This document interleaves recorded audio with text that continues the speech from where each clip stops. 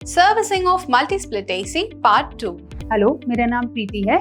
मुझे आशा है कि आज आप इस सेशन के लिए उत्साहित होंगे। इस मॉड्यूल में हम मल्टी स्प्लिट एसी में रिसाव परीक्षण करना सीखेंगे। इस अभ्यास के अंत में आप सक्षम होंगे सिस्टम को गेज मैनिफोल्ड और नाइट्रोजन सिलेंडर से कनेक्ट करने में, सिस्टम में नाइट्रोजन गैस चार्ज करने में, सोप सॉल्यूशन से रिसाव का परीक्षण करने में, सिस्टम को वैक्यूम पंप से कनेक्ट करने में, सिस्टम से पानी निकालने में, सिस्टम से पानी निकालने और खाली करने में, रेफ्रिजरेट चार्ज करने में। अब आइए इस अभ्यास को करने के लिए आवश्यक इक्विपमेंट, सामग्री और टूल्स पर एक नजर डालें। आवश्यक टूल्स, इंस्ट्रूमेंट्स या कंज्यूमेबल वस्तुएं। 2 स्टेज प्रेशर रेगुलेटर के साथ नाइट्रोजन सिलेंडर एक सेट, होसेस और ऑक्सीजन के साथ gas brazing torch LPG cylinder एक सेट, गेज के साथ गेज मैनिफोल्ड एक नग, डबल एंडेड स्पैनर संख्या 6 बार 7 से 20 बार 22 एक set, adjustable spanner 6 inches 15 semi एक नग, योक के साथ फ्लेयरिंग ब्लॉक एक set, painting brush 1 inch 25 millimetre 1 नग, चार्जिंग होज 2 नग, कटिंग प्लायर 1 नग, सिलेंडर की 1 नग, इंडस्ट्रियल डिजिटल थर्मामीटर 1 नग, आंखों के लिए चश्मा 1 जोड़ा, हाथ के दस्ताने 1 जोड़ी, वैक्यूम पंप 2 स्टेज 1 नग, हीटिंग किट इंफ्रारेड टाइप या हॉट एयर गन 1 नग, हाई प्रेशर और कंपाउंड गेज के साथ गेज मैनिफोल्ड 1 नग, चार्जिंग होज 6 मिलीमीटर 3 नग। आवश्यक सामग्री या components: copper tube soft anneal, 24 standard wire gauge 1/4 inches OD 6 millimetre 15 centimetre, flare nut brass 1/4 inches 6 millimetre 1 नग, flare union brass 1/4 inches 6 millimetre 1 नग, flare dummy nut brass 1/4 6 millimetre 2 नग, brazing rod चांदी या copper 1 नग, प्लास्टिक या धातु का मग 1 litre पानी की क्षमता 1 नग, मल्टी स्प्लिट एसी 1 नग, रेफ्रिजरेंट सिलेंडर। टास्क 1, सिस्टम को गेज मैनिफोल्ड और नाइट्रोजन सिलेंडर से कनेक्ट करना। सुनिश्चित करें कि सभी पाइप जॉइंट्स और फ्लेयर पॉइंट एक साथ भली भांति बंधे या लगे हुए हैं। इसके बाद गैसों के प्रवाह को अनुमति देने के लिए दोनों सर्विस वाल्व खोलें।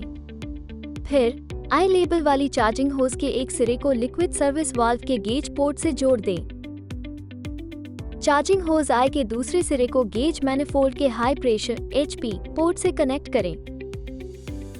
इसके बाद 2 लेबल वाले दूसरी चार्जिंग होज के एक सिरे को गेज मैनिफोल्ड के मध्यवर्ती पोर्ट से कनेक्ट करें। इस होज का विपरीत सिरा 2 स्टेज प्रेशर रेगुलेटर के माध्यम से नाइट्रोजन सिलेंडर के वाल्व से जुड़ा होता है, जिससे गैस का नियंत्रित प्रवाह सुनिश्चित होता है। कनेक्शन को और अधिक सुरक्षित करने के लिए हम कटिंग प्लायर्स का उपयोग करके चार्जिंग होज के जॉइंट को टाइट करते हैं, ये सुनिश्चित करते हुए कि वे आरामदायक और रिसाव मुक्त हैं। अंत में सक्शन सर्विस वाल्व और गेज मैनिफोल्ड के LP साइड के बीच चार्जिंग होज 3 को कनेक्ट करें। टास्क 2, सिस्टम में नाइट्रोजन गैस चार्ज करना। नॉब की जांच करके सुनिश्चित करें कि गेज मैनिफोल्ड के हाई प्रेशर और लो प्रेशर HP और LP पोर्ट बंद हैं। वाल्व की का उपयोग करके नाइट्रोजन सिलेंडर वाल्व खोलें। प्रेशर रेगुलेटर में प्रेशर को 50 pSig तक नियंत्रित करें और स्टेप बाय स्टेप परीक्षण प्रेशर लेवल तक बढ़ाएं। गेज मैनिफोल्ड के दोनों नॉब खोलें। सक्शन सर्विस वाल्व के गेज पोर्ट से निकलने वाली नाइट्रोजन की पहचान करके सिस्टम में बहने वाली नाइट्रोजन गैस का निरीक्षण करें। मैनिफोल्ड के हाई प्रेशर गेज में रीडिंग देखकर देखें कि नाइट्रोजन प्रेशर बनना शुरू हो गया है। नाइट्रोजन को 20-30 सेकंड तक प्रवाहित होने दें जब तक कि प्रेशर लिमिट 300 pSig तक न पहुंच जाए। गेज मैनिफोल्ड के नॉब को बंद करें। प्रेशर गेज पर रीडिंग द्वारा सुनिश्चित करें कि सिस्टम को नाइट्रोजन प्रेशर मिल रहा है। नाइट्रोजन सिलेंडर को बंद करें और रेगुलेटर नॉब को ढीला करें। ड्राई बल्ब थर्मामीटर लें और एम्बिएंट एयर का तापमान ज्ञात करें और समय नोट करें। सारणीबद्ध कॉलम में रीडिंग को सारणीबद्ध करें। फ्लेयर डमी नट द्वारा गेज मैनिफोल्ड चार्जिंग पोर्ट को बंद करें। चार्जिंग होज आई और डो को गेज मैनिफोल्ड्स और नाइट्रोजन सिलेंडर से हटा दें। 2A हॉर्स के लिए रीडिंग का निरीक्षण करें। टास्क 3 सोप सॉल्यूशन से रिसाव का परीक्षण करना। सबसे पहले एक कंटेनर में शुद्ध पानी के साथ सोप कंसंट्रेट मिलाकर सोप सॉल्यूशन तैयार करें। सुनिश्चित करें कि सॉल्यूशन अच्छी तरह मिश्रित हो। इसके बाद सॉल्यूशन में झाग बनाने के लिए स्पंज का उपयोग करें। ब्रश का उपयोग करके जॉइंट्स पर साबुन का घोल लगाएं, जिसमें स्क्रू वाले या थ्रेडेड कनेक्शन और ब्रेस्ट जॉइंट्स शामिल हैं। संपूर्ण कवरेज सुनिश्चित करें। यदि आवश्यक हो तो दृश्यता बढ़ाने के लिए स्पंज का उपयोग करके जॉइंट्स पर फोम लगाएं। नाइट्रोजन के बुलबुले निकलने के किसी भी संकेत के लिए जो रिसाव का संकेत देता है, सॉल्यूशन से ढके जॉइंट्स का ध्यानपूर्वक निरीक्षण करें। यदि किसी जॉइंट पर बुलबुले पाए जाते हैं तो स्क्रू वाले या थ्रेडेड जॉइंट्स को टाइट करने के लिए स्पैनर या कटिंग प्लायर का उपयोग करें और मरम्मत किए गए जॉइंट को एक परमानेंट मार्कर से चिन्हित करें। ब्रेस जॉइंट्स के लिए रिसाव की पुष्टि करें और इसे मरम्मत के लिए नोट कर लें। एक बार जब सभी रिसावों का समाधान हो जाए तो पुष्टि करें कि किसी भी जॉइंट पर कोई रिसाव शेष नहीं है। अगले 24 घंटों तक सिस्टम में दबाव बनाए रखें। 24 घंटों के बाद नाइट्रोजन गैस छोड़ें और लीकिंग पॉइंट का पता लगाएं। लीकिंग पॉइंट की ब्रेजिंग करके ठीक करें। मरम्मत के बाद 24 घंटे के बाद फिर से रिसाव परीक्षण करें और गेज मैनिफोल्ड के स्कमी कैप पोर्ट को हटा दें। गेज मैनिफोल्ड के हैंड वाल्व खोलकर नाइट्रोजन गैस छोड़ें। फिर सिस्टम को वैक्यूम करने का कार्य शुरू करें। टास्क 4 सिस्टम को वैक्यूम पंप से कनेक्ट करना। सबसे पहले चार्जिंग होज का एक सिरा लें और इसे हाई प्रेशर वाले हिस्से, विशेष रूप से कंडेंसर आउटलेट से जोड़ दें। फिर इस होज के दूसरे सिरे को gauge manifold KHP high pressure port से कनेक्ट करें। इसके बाद चार्जिंग होज का एक सिरा लें और इसे निचली तरफ, विशेष रूप से कंप्रेसर प्रोसेस ट्यूब से कनेक्ट करें। फिर इस नली के दूसरे सिरे को gauge manifold KLP low pressure port से जोड़ दें। अब चार्जिंग होज का एक सिरा लें और इसे गेज मैनिफोल्ड के इंटरमीडिएट पोर्ट से कनेक्ट करें। इस नली के दूसरे सिरे को वैक्यूम पंप के इनलेट से जोड़ दें। चार्जिंग होजेस के लिए कटिंग प्लायर और फ्लेयर नट, फ्लेयर यूनियन और फ्लेयर डमी नट के लिए उपयुक्त आकार के डबल एंडेड स्पैनर का उपयोग करके सुनिश्चित करें कि सभी कनेक्शन कसे हुए हैं। आगे बढ़ने से पहले गेज मैनिफोल्ड KHP बार LP नॉब को बंद करना सुनिश्चित करें। टास्क 5 वैक्यूम पंप को हैंडल और ऑपरेट करना। इसके बाद वैक्यूम पंप स्विच ऑन करें। HP और फिर LP से शुरू करके गेज मैनिफोल्ड पर वाल्व नॉब को एक एक करके धीरे धीरे खोलें। ये सुनिश्चित करने के लिए कि प्रेशर कम हो रहा है, मैनिफोल्ड के कंपाउंड गेज पर रीडिंग का निरीक्षण करें। वैक्यूम पंप को बिना किसी रुकावट या गड़बड़ी के संचालित करने की अनुमति देने के लिए सिस्टम को 3 से 4 घंटे के लिए छोड़ दें। टास्क 6 सिस्टम से पानी बाहर निकालना। ध्यान दें, ये कार्य वैक्यूम पंप चालू करने के 2 घंटे बाद किया जाना चाहिए।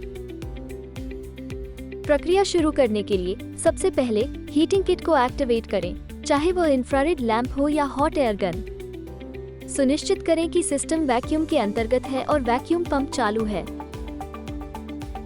Refrigerant tube, condenser coil, evaporator coil, liquid line dryer, filter और कैपिलरी ट्यूब सहित हीटिंग किट का उपयोग करके सिस्टम के सभी हिस्सों में समान रूप से हीट अप्लाई करें। पूरी प्रक्रिया के दौरान हीटिंग किट और सिस्टम सरफेस के बीच 15 सेंटीमीटर की दूरी बनाए रखें। 30 मिनट की अवधि तक गर्म करना जारी रखें। एक बार हीटिंग प्रक्रिया पूरी हो जाने पर सिस्टम को वैक्यूम के तहत छोड़ दें। टास्क 7 सिस्टम को पूरी तरह से खाली करना। अगले टास्क पर आगे बढ़ते हुए सिस्टम को पूरी तरह खाली कर दें। मैनिफोल्ड के कंपाउंड गेज पर प्रेशर रीडिंग की निगरानी करें, जिसका लक्ष्य 100 माइक्रोन या उससे कम की रीडिंग है, जो -30 इंच पारे के बराबर है। गेज मैनिफोल्ड KLP बार HP नॉब को एक एक करके धीरे धीरे बंद करें। वैक्यूम पंप बंद करें और उसका पावर प्लग डिस्कनेक्ट करें। आगे बढ़ने से पहले सिस्टम को 1 घंटे तक वैक्यूम बनाए रखने दें। ध्यान दें, किसी भी कारण से सिस्टम में हवा के प्रवेश से बचने के लिए टास्क 8 और 9 को शीघ्रता से 10 सेकंड के भीतर या जितनी जल्दी हो सके पूरा करें। टास्क 8, सुनिश्चित करें कि सिस्टम खाली कर दिया गया है। कंपाउंड गेज पर उपलब्ध रीडिंग को नोट करें और यह पिछले कार्य में हासिल किए गए वैक्यूम लेवल से कम नहीं होनी चाहिए, अर्थात 30 Hg में या समकक्ष। रीडिंग को रिकॉर्ड शीट में नोट कर लें। टास्क 9, सिस्टम को चार्ज करना। अब सिस्टम को गैस से चार्ज करने का कार्य शुरू करें। निकासी प्रक्रिया के तुरंत बाद गैस शुरू करके शुरुआत करें। चार्जिंग होस के एक सिरे को सर्विस सिलेंडर के वाल्व से और दूसरे सिरे को गेज मैनिफोल्ड के सेंटर पोर्ट से कनेक्ट करें। वाल्व की का उपयोग करके नॉब को आधा से एक पूरा घुमाकर काउंटर क्लॉकवाइज घुमाकर सर्विस सिलेंडर वाल्व को धीरे से खोलें। इसके बाद गेज मैनिफोल्ड के केंद्र में इसके सिरे को ढीला करके चार्जिंग होस को साफ करें। बर्फ के रूप में मैनिफोल्ड के सेंटर पोर्ट पर निकलने वाले रेफ्रिजरेंट का निरीक्षण करें। एक बार निरीक्षण करने के बाद रेफ्रिजरेंट को निकलने से रोकने के लिए चार्जिंग होस के सिरे को तुरंत कस लें। टास्क 10, रेफ्रिजरेंट को सिस्टम में चार्ज करना। निकासी पूरी होने के बाद सर्किट को उचित मात्रा में रेफ्रिजरेंट से चार्ज करें। ध्यान दें, रेफ्रिजरेंट की उचित मात्रा आउटडोर यूनिट की नेम प्लेट पर निर्दिष्ट होती है। नैरो ट्यूब सर्विस वाल्व को चार्जिंग सिलेंडर के लिक्विड पोर्ट से जोड़ने के लिए एक होस का उपयोग करें। होस से हवा को पर्ज करें। चार्जिंग सिलेंडर वाल्व खोलकर ऐसा करें, फिर नैरो ट्यूब सर्विस वाल्व से कनेक्शन को थोड़ा ढीला करें। ध्यान दें, चार्जिंग से पहले और बाद में चार्जिंग सिलेंडर पर ग्रेडेशन लेवल लिखें। इससे आप चार्जिंग वॉल्यूम की गणना कर सकते हैं। यदि उचित मात्रा में रेफ्रिजरेंट के साथ यूनिट को पूरी तरह से चार्ज करना संभव है, तो आप यूनिट इंस्टॉल करने के बाद अतिरिक्त चार्जिंग कर सकते हैं। उस समय वाइड ट्यूब सर्विस पोर्ट का उपयोग करके रेफ्रिजरेंट को एक समय में लिक्विड अवस्था में थोड़ा सा रिचार्ज किया जाना चाहिए और एयर कंडीशनर पूरी चार्जिंग प्रक्रिया के दौरान कूलिंग मोड में चालू रहना चाहिए।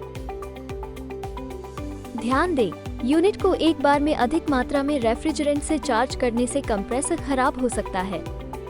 यूनिट को हमेशा लगभग 100 ग्राम की कांस्टेंट चार्जिंग रेट पर चार्ज करें। एक बार जब आप सिस्टम को रेफ्रिजरेंट से चार्ज कर लें, तो सोप सॉल्यूशन से रिसाव परीक्षण फिर से करें। दृश्यता बढ़ाने के लिए स्पंज का उपयोग करके जॉइंट्स पर फोम लगाएं। बुलबुले निकलने के किसी भी संकेत के लिए सॉल्यूशन से ढके जॉइंट्स का ध्यानपूर्वक निरीक्षण करें, जिनसे रिसाव का संकेत मिलता है। यदि किसी जॉइंट पर बुलबुले दिखते हैं, तो स्क्रू वाले या थ्रेडेड जॉइंट टाइट करने के लिए स्पैनर या कटिंग प्लायर का उपयोग करें। ब्रेस जॉइंट्स के लिए रिसाव बिंदु को ब्रेसिंग द्वारा ठीक करें। परफॉर्मेंस की जांच करना। टास्क 1, अधिकतम लोड परीक्षण करना। एयर कंडीशनर चालू करें। यूनिट को लगातार 2 घंटे तक ऑपरेट करें। एक बार जब यूनिट स्थिर स्थिति में पहुंच जाए तो उसे रोक दें। 3 मिनट के अंतराल के बाद यूनिट को रीस्टार्ट करें। कमरे के अंदर और बाहर का तापमान नोट करें। कमरे के अंदर और बाहर वेट बल्ब का तापमान रिकॉर्ड करें। परीक्षणों के बीच परफॉर्मेंस अंतर का मूल्यांकन करें। टास्क 2, मैनिफोल्ड गेज के साथ प्रेशर का आकलन करना। सिस्टम में एक गेज मैनिफोल्ड संलग्न करें। यूनिट को लगातार 2 घंटे तक चलाएं। सक्शन और डिस्चार्ज लाइनों में प्रेशर लेवल्स की मॉनिटरिंग और रिकॉर्ड करें। रिकॉर्ड किए गए तापमान और करंट वैल्यू की तुलना करें। टास्क 3, कूलिंग एफिशिएंसी टेस्ट करना। एयर कंडीशनर ऑन करें। तापमान को एक विशिष्ट मान 24 डिग्री सेल्सियस पर सेट करें। रीडिंग रिकॉर्ड करें और परिणामों का विश्लेषण करें। यूनिट बंद करें और किसी भी एयर ब्लॉकेज को साफ करें। ऑपरेशन की अवधि और डाउन टाइम की गणना करें। टास्क 4, एयर मूवमेंट का आकलन करें। स्विच को हाई कूल, हाई स्पीड पर सेट करें। दिखाए गए अनुसार वेलोसिटी मीटर ट्यूब या एनीमोमीटर को ग्रिल के सामने रखें। एयर फ्लो माप को रिकॉर्ड शीट पर रिकॉर्ड करें। रिकॉर्ड शीट पर रीडिंग नोट करते हुए ग्रिल एयर आउटलेट पर विभिन्न बिंदुओं पर एयर फ्लो का मूल्यांकन करें। नेम प्लेट पर विवरण के साथ एयर फ्लो की तुलना करें। टास्क 5 इलेक्ट्रिकल उपयोग को मॉनिटर करना। यूनिट को प्लग इन करें और पावर ऑन करें। टोंग टेस्टर को फेज वायर से जोड़ें। यूनिट स्टार्ट करें और कट का निरीक्षण करें। यूनिट को बंद कर दें और टोंग टेस्टर को हटा दें। इससे आपको एसी यूनिट के प्रदर्शन को निर्धारित करने में मदद मिलेगी। इस अभ्यास के अंत पर आ गए हैं। आइए इस मॉड्यूल में हमने जो सीखा है उसको दोहराएं। हमने सीखा है मल्टी स्प्लिट एयर कंडीशनर के रेफ्रिजरेशन सिस्टम में रिसाव का परीक्षण करना, गैस चार्ज करना। इस प्रकार हमने मल्टी स्प्लिट एसी में रिसाव परीक्षण करना सीख लिया है। आशा है आप इसे स्पष्ट रूप से समझ गए होंगे। इस अभ्यास को अपने इंस्ट्रक्टर की सहायता से करें। आप सभी को धन्यवाद। मिलते हैं अगले वीडियो में।